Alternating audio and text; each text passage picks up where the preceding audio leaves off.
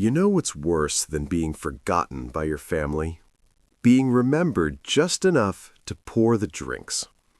It was my parents' 40th wedding anniversary, a backyard banquet, rented fairy lights, and a playlist that screamed, "We peaked in the 80s." Everyone was there. Cousins, in-laws, even that creepy neighbor who still calls me kiddo despite me being 33 and paying my own health insurance. And me? I was in the corner, refilling sangria pitchers like some unpaid intern at a party I didn't RSVP to. My name's David, black sheep by blood, doormat by default. And for most of my life, I've played the role of the helper. You know, David, could you grab more ice? Or, David, take the group photo, you're good with phones. God forbid anyone asked me how my life is going. So when my parents called everyone together for a toast, I expected another round of saccharine reminiscing and awkward laughter. But what came next was something else. Mom stood, glass raised, pearls perfectly matched to her Botox. "Before we wrap up this beautiful night, we have a surprise." Dad chimed in. "We're taking the whole family to Hawaii next week, a second celebration. Just us and the people who've made our lives special." Gasps. Cheers. Someone screamed, "Aloha, baby!" And me? I blinked. Waited. Maybe they just forgot to tell me earlier. No big deal.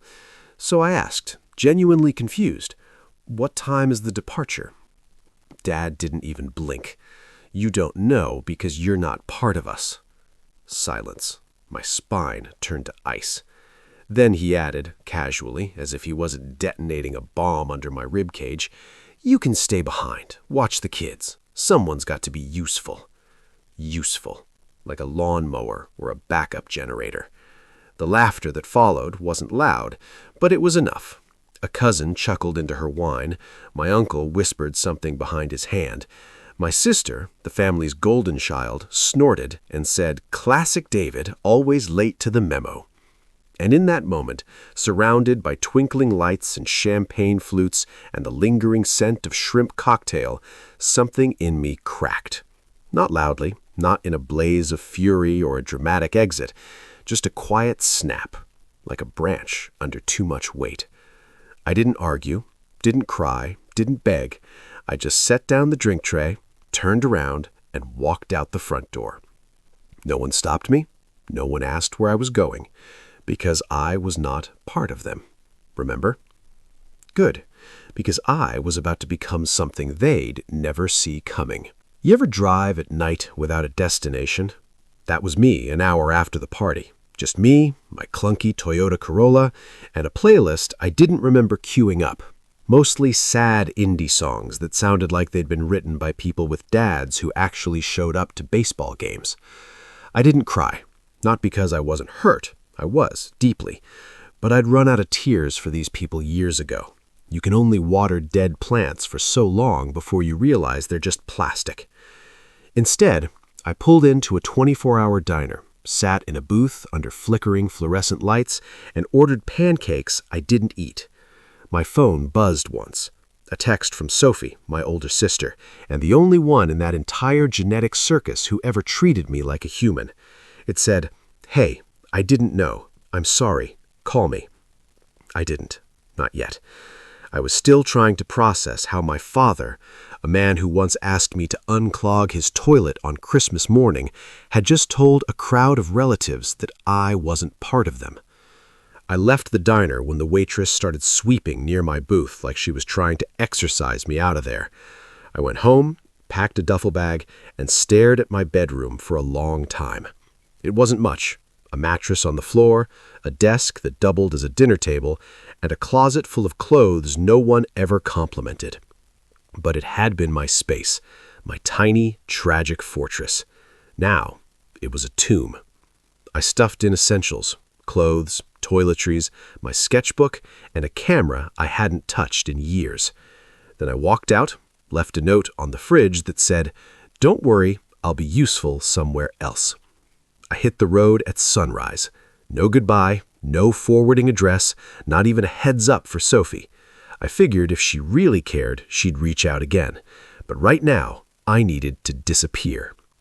I'd saved just enough from my barista job and the freelance gigs I'd quietly. The coastal city I chose wasn't glamorous. It wasn't even Google searchable without adding crime rate and is it safe to walk at night. But it was far. It had ocean air. And best of all, no one there knew me as the extra in my own family's life. The first room I found was listed as cozy loft above a bar. Cozy was generous. It was basically a repurposed storage closet with a view of 2 dumpsters and a drunk guy who played the harmonica at 3 a.m. But it was mine. It had a lock and freedom. On my first night there, I laid on a creaky mattress, listening to the thumping bass from below, and felt something I hadn't felt in years. Silence. No sibling demands, no dads stomping through the hallway demanding who left crumbs on the counter, no mom tapping on my door with the passive aggressiveness of a sitcom villain. Just me. I didn't sleep well, but I slept honestly, and that was enough. The next morning, I hit the streets in search of a job. Found a tiny cafe called Drip and Grind. It had chalkboard menus, pretentious espresso options, and a manager who looked like he hadn't smiled since Y2K. I asked if they were hiring. He looked me up and down and said, "Can you steam milk without frothing like a toddler sneezing into it?" I replied, "No promises, but I've got experience and disappointment." He hired me on the spot. And that's how my new life began. Not with a bang, not with a TikTok-worthy montage, but with a barely working espresso machine and a barista apron that smelled like oat milk and regret. And you know what? It was perfect. Not because it was easy, but because for the first time ever, every bruise was mine to earn. The cafe was a converted garage with personality. And by personality, I mean the espresso machine sounded like it had asthma, the pastries were probably smuggled in from a gas station, and the music alternated between lo-fi jazz and the sound of a goat screaming. But it paid, barely, and it came with exactly one perk: Sheila. Sheila was the morning shift lead, queen of sarcasm, and owner of at least 6 nose rings. I lost count after week 2. She had hair like a paint spill and a laugh that made customers tip more if only to make it stop. She also wore shirts with messages like "Coffee is my coping mechanism" and "Don't talk to me until I'm dead inside." We got along instantly. "You knew?" she asked on my first day, eyeing my thrift store sneakers and deer-in-the-headlights expression. "Is it that obvious?" "Only because you look like a sad English major who wandered into the wrong timeline." "Fair enough." Sheila didn't pry. She wasn't one of those people who prodded you for your "why are you here" story. She just showed me how to operate the register, how to swear at the espresso machine when it jammed, and how to handle regulars like Double Shot Derek, who tipped in expired coupons and called everyone champ. Days blurred together. I woke up to the sound of bar fights below my room, worked 6-hour shifts pouring overpriced caffeine into mugs with misspelled names, and crashed in bed smelling like vanilla syrup and hope. But weirdly, I was okay. More than okay. I wasn't performing for anyone. No smile for Aunt Linda, no pretend to be useful. Family obligations. Just me, a busted coffee grinder, and Sheila calling out, "David, can you please not steam the almond milk like it owes you money?" It was messy, it was real, and I hadn't felt this grounded in years. About 3 weeks in, I wandered into a pawn shop on my day off. I wasn't looking for anything, mostly killing time and hoping to avoid human interaction. But then I saw it. A beat-up Nikon camera sitting in a dusty display case like an orphan waiting to be adopted. I stared at it for a full 10 minutes. You see, back in the before times, aka high school, I used to be that kid with the camera. Yearbook club, school paper, I even won second place in a local photo contest once. Dad called it a nice hobby, then told me to get a real skill. Eventually, I stopped shooting altogether. But now, standing in that pawn shop with $20 to my name and the urge to create something that wasn't a cappuccino, I bought it. It came with a scratched lens, a half-dead battery, and 0 instructions. But it was mine. I spent the next few days snapping shots of dock workers, alley cats, rainy sidewalks, and neon diner signs glowing like ghosts. Nothing polished, nothing curated, just moments. At the cafe, Sheila noticed. "You're taking artsy photos now?" she asked, peering over my shoulder during a smoke break. I shrugged. "Helps me breathe." She lit a cigarette and exhaled slowly. Better than therapy. Cheaper, too. Things were still rough. I ate too many instant noodles. My landlord kept forgetting to fix the heater. I wore the same 3 shirts in rotation like I was starring in my own personal sitcom called Barely Functional, The David Years. But I was living. Authentically. Unapologetically. And for once, no one was demanding I babysit, fetch chairs, or be the background character in their Hawaiian dream vacation. Then one evening, just as I was closing the cafe, my phone buzzed. It was a text from Sophie. "Hey, I found out what happened at the party. I'm so sorry. Can we talk?" I stared at the message for a full 5 minutes. Part of me wanted to chuck the phone into the industrial coffee sink. Another part remembered that Sophie had always been different. She didn't laugh when Dad made jokes at my expense. She once snuck me extra cake after my birthday was accidentally forgotten during Daniel's graduation weekend. But still, I wasn't sure. So I did what any emotionally unavailable man with trust issues would do. I left her on red. The first photo that actually made me stop and stare, a broken fishing net tangled on a rusted dock post, the sun leaking through it like gold blood. I didn't know what made me snap that shot, but when I looked at it later, really looked, something stirred, like a message from myself I didn't realize I'd sent. That photo started it. I began carrying the Nikon everywhere, even to work. Customers thought I was shooting for a local blog. One guy offered me $50 for a print of his dog. I laughed so hard I choked on my croissant, but I printed the dog picture anyway. First sale. Framed it on my wall like a diploma. Meanwhile, my camera roll grew. Old fishermen with stories carved into their faces. Toddlers feeding pigeons with crumbed fists. The way fog hugged the boardwalk at 6 a.m. I wasn't just documenting the city. I was peeling back its skin. And mine. Sheila started tagging along on photo walks. "This one makes me look artsy and unemployed," she'd say, striking ridiculous poses on cracked staircases. "You are unemployed."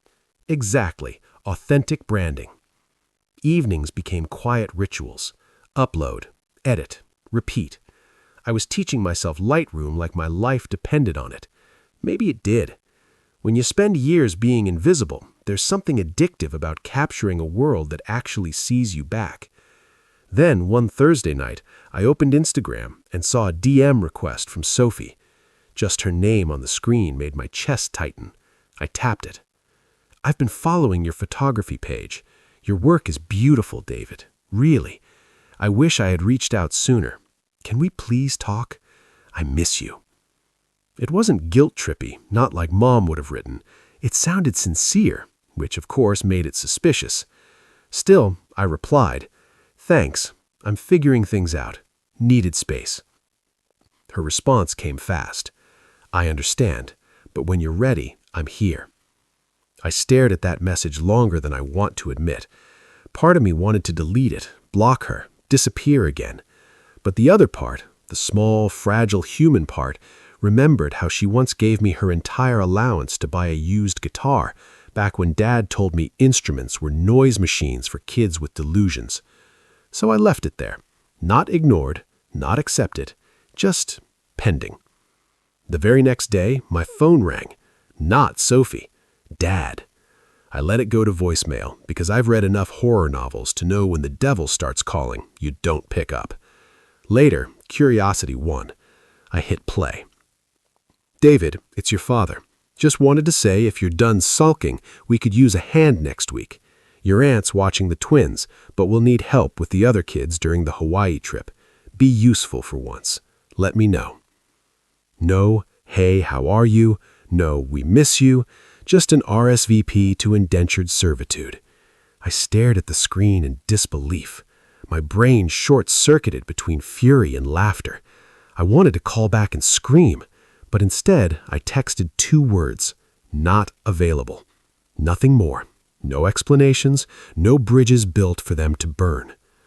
Later, as I closed the cafe that night, Sheila caught me staring into my phone like it had cursed my family. "Are you okay?"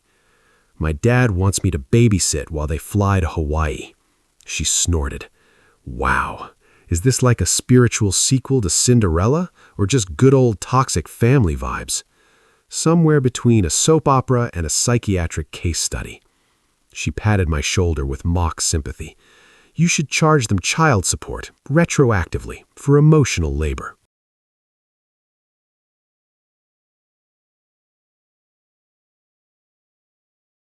I laughed harder than I had in weeks. That night, I walked along the shoreline and found a washed-up boat hull. Someone had spray-painted across it, "Not all who wander are lost. Some are just done being found." I took the photo. It would be the first one I ever submitted to a gallery, because yeah, I was done being found. Dad called again 2 days later. This time I picked up. Not because I suddenly wanted reconciliation or closure or to hear his voice, which always sounded like a car engine trying not to die. No, I picked up because I was tired. Tired of pretending that silence was peace. Tired of letting their absence masquerade as permission. "David," he said like he'd just finished mowing the lawn, "I left a message. Did you get it?" I did. Pause. "Well?" "No." Another pause. Longer this time. "No to all of it." He huffed, like someone mildly inconvenienced by a slow barista. "David, don't be difficult. We're leaving on Wednesday. Your cousins will have their hands full. It's not that big a deal." "It is to me." "You're making this personal." "It is personal," I snapped. "You told a room full of people that I wasn't part of this family. You made me the punchline of your retirement party/Hawaii reveal. So yeah, it's personal." He scoffed. "It was a joke. People laughed." "People laughed at me. You handed them the cue cards." "Stop being so sensitive." There it was, the family mantra. Might as well get it printed on a pillow. "You treat me like an employee," I said, voice shaking. "Only worse because at least employees get paid." "You're overreacting. We've done so much for you over the years." "Name one thing."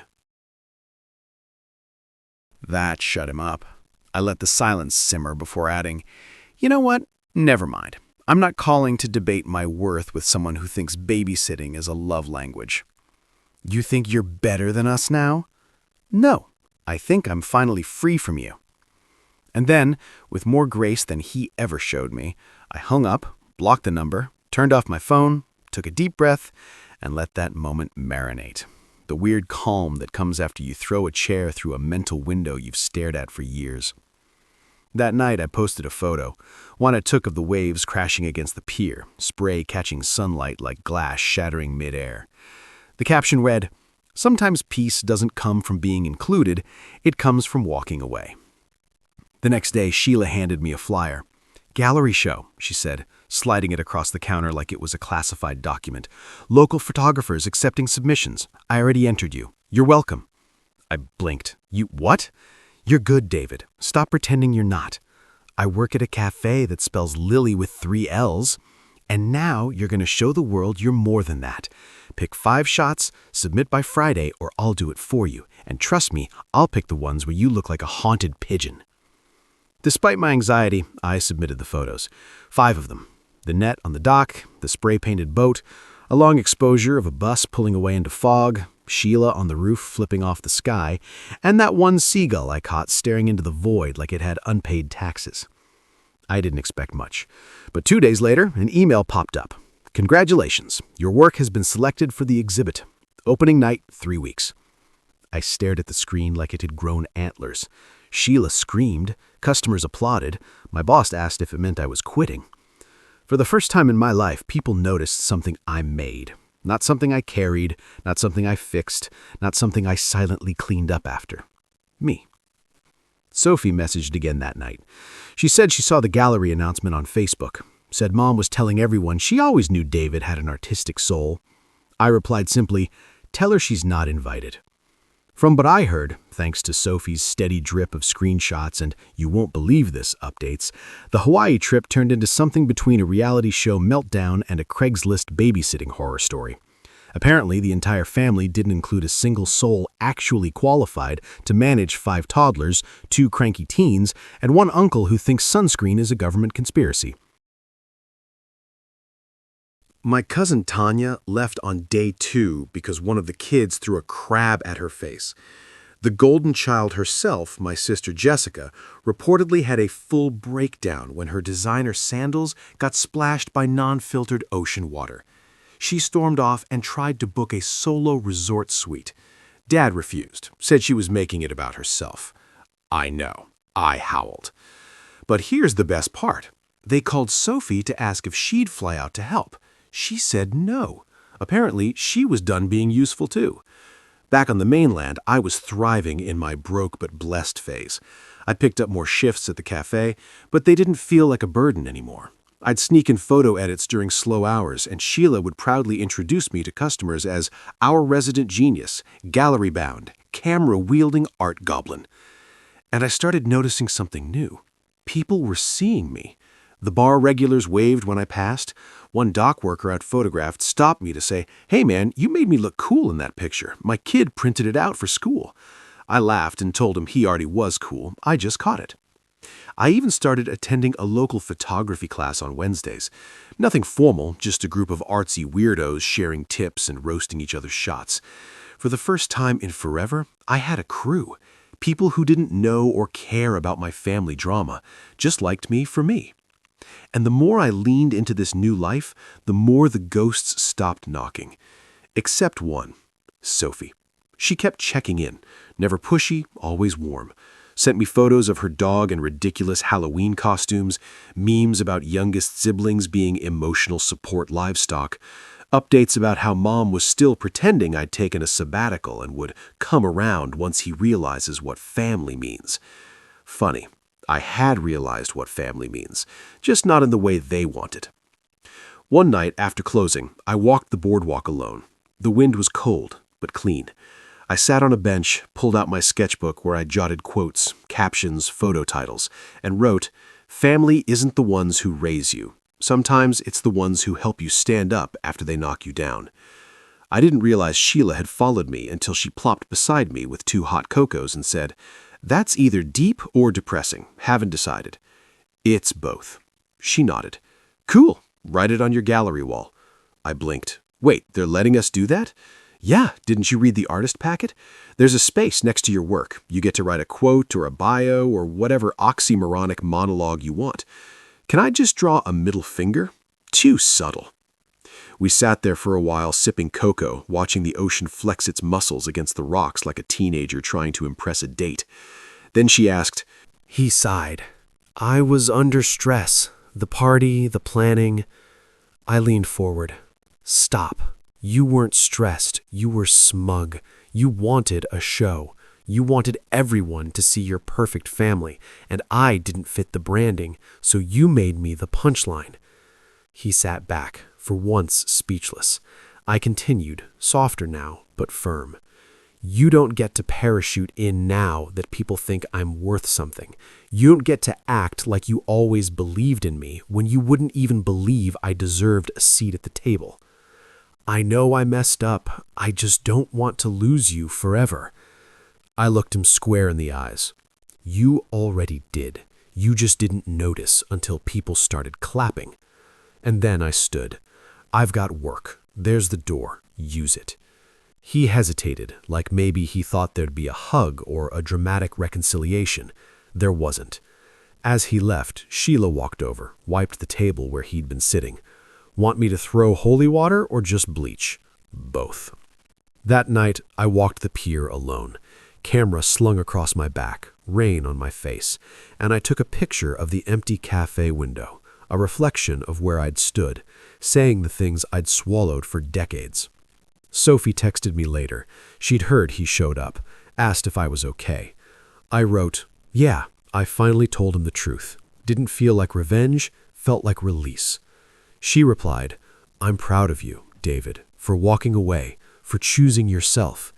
Then she added, I'll be there at the gallery, if that's okay.